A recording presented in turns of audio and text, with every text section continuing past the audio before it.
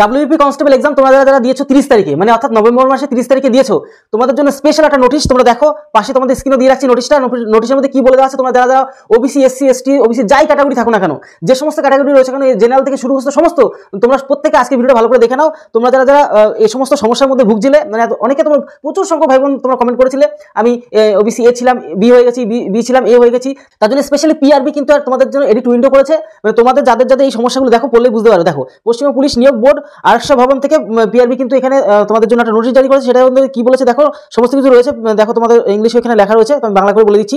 তোমরা যারা যারা 30 তারিখে পরীক্ষা, 30/11/2025 তারিখে যে অনুষ্ঠিত পরীক্ষাটা অনুষ্ঠিত পশ্চিমবঙ্গ পুলিশের কনস্টেবল পদে তোমরা নিয়োগের জন্য যারা যারা লিখিত পরীক্ষা দিয়েছো, মানে 2024 সালে যেটা অ্যাপ্লাই হয়েছে, ঠিক আছে, অংশগ্রহণকারী তোমরা যারা অংশগ্রহণ করেছো, সেক্ষেত্রে তোমরা 12 মানে এই যে আজকে ডিসেম্বর মাসের আজকে 4 তারিখ 12 তারিখ থেকে শুরু হবে প্রসেস, ঠিক আছে।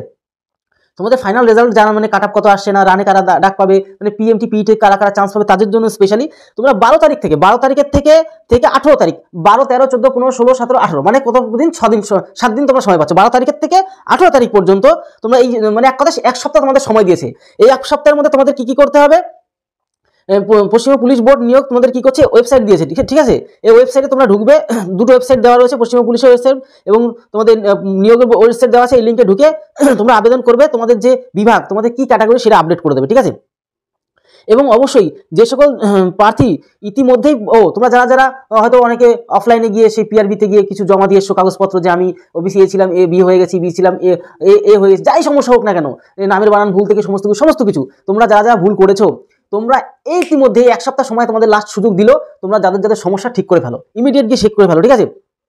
তাহলে ঠিক করে নাও। এর পাশাপাশি তোমাদের যে লিখিত পরীক্ষা ফলাফল প্রস্তুতের আগে বিভাগ আবেদন, আচ্ছা ইতিমধ্যেই তোমাদের কিন্তু তোমরা যেভাবেই তুমি দাও না কেন, অফলাইন যাই দাও, তুমি ইমেলের মাধ্যমে অ্যাপ্লাই করো, যাই করো, যেভাবে করো না কেন, অবশ্যই তোমাদের কিন্তু এই অনলাইনে অ্যাপ্লাইটা করে দিতে হবে। যেখানে ভুল, এই যে এডিট উইন্ডো দেবে সেখানে তোমরা ঠিক করে দেবে। তাহলে যাই হোক, পিআরবি কিন্তু তোমাদের জন্য ভাবলো, তোমরা কিন্তু আর কেউ ভুল করো না, এবার কিন্তু সাবধানে তোমরা কিন্তু অ্যাপ্লাই করে দেবে, ঠিক আছে। আর এটাই কিন্তু লাস্ট, এবার আর পুরো সুযোগ দেবে না। তবে হ্যাঁ, যদি সেরকম এখানে যেগুলো সমাধান করা যাচ্ছে না, তোমরা কমেন্ট বক্সে কমেন্ট করো, তোমাদের যেগুলো কোয়ারিজ রয়েছে, কোনো যদি ডাউট থাকে কমেন্ট বক্সে প্রত্যেকে কমেন্ট করো। আর অবশ্যই আমরা তো চাইছিলাম যদি পিআরবি বলতো যে কলকাতা পুলিশের যে সিবিটি, মানে কম্পিউটার বেসড যদি এক্সামটা নিত, এরকম যদি কোনো একটা নোটিশ দিত, তাহলে আমরা খুবই খুশি হতাম। তো যাই হোক, একটা তো আপাতত খুশির খবর দিল যে তোমাদের যাদের সমস্যা ছিল ক্যাটাগরি, তোমরা কিন্তু ইমিডিয়েট সমাধান করে দাও। হ্যাঁ, অনেকে তোমরা প্রশ্ন করতেই পারো যে আমি তো এখনো অ্যাপ্লাই করে কোনো মেন, যে ধরো কথার কথা কারো ওবিসি এ ছিল, বি হয়ে আছে, সে অ্যাপ্লাই করেছে, এখনো তার মেন কাগজপত্র আসেনি, তাহলে কি করবে? দেখো, তুমি যেটা হয়ে গেছো এখন বর্তমানে, যেটা কাস্ট অনুযায়ী, তোমার সাবকাস্ট অনুযায়ী তুমি যেটা হয়ে গেছো সেটাই তুমি লেখো আপাতত, ঠিক আছে। প্লাস কমেন্ট বক্সে প্রত্যেকে কমেন্ট করো, আমাদের হোয়াটসঅ্যাপ গ্রুপে যুক্ত হয়ে যাও। আরও যদি কোনো আপডেট জানতে হয় সেখানেও আমি তোমাদেরকে কিন্তু বলে দেবো, ঠিক আছে। হয়তো কোনো রকম আপডেট যদি এখনো তোমাদের এই মুহূর্তে বলতে না পারি, তাহলে সেখানেও তোমাদের কিন্তু আলোচনা করে বলে দেবো। হোয়াটসঅ্যাপ গ্রুপে সবাই যুক্ত হয়ে যাও, সেখানে কিন্তু সমস্ত রকম সবাই ছেলেমেয়েরা কিন্তু আলোচনা করে, আমার ভাই বোনরা আলোচনা করে, সবাইকে হেল্প করে এক কথা, ঠিক আছে।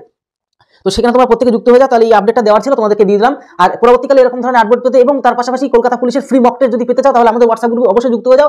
সেখানে কিন্তু প্রত্যেক দিন তোমাদের 3টে মক টেস্ট দেওয়া গেছে সম্পূর্ণ ফ্রিতে, এবং হাই লেভেল এবং মানে পরীক্ষা আসার মতো রিলেটেড কোশ্চেন, ঠিক আছে, সেগুলো তোমাদের কিন্তু দিচ্ছি কন্টিনিউ। 3টে দেওয়া হয়ে গেছে, আজকে আবারও 4টে দিয়ে দেবো, ঠিক আছে। এরকম করে পরীক্ষা প্রত্যেক দিন তোমাদের দিচ্ছি। তোমরা প্রত্যেকদিন সকালবেলা প্র্যাকটিস করো, সারাদিন অ্যানালাইসিস করো, যেগুলো ডাউট কোশ্চেন বা যেগুলো যে চ্যাপ্টার তোমাদের উইক সেগুলো স্ট্রং করে নাও। প্রত্যেকদিন এই সেম প্রসেসটা চালাও, তাহলে তুমি ভালো একটা রেজাল্ট করতে বাধ্য হবে।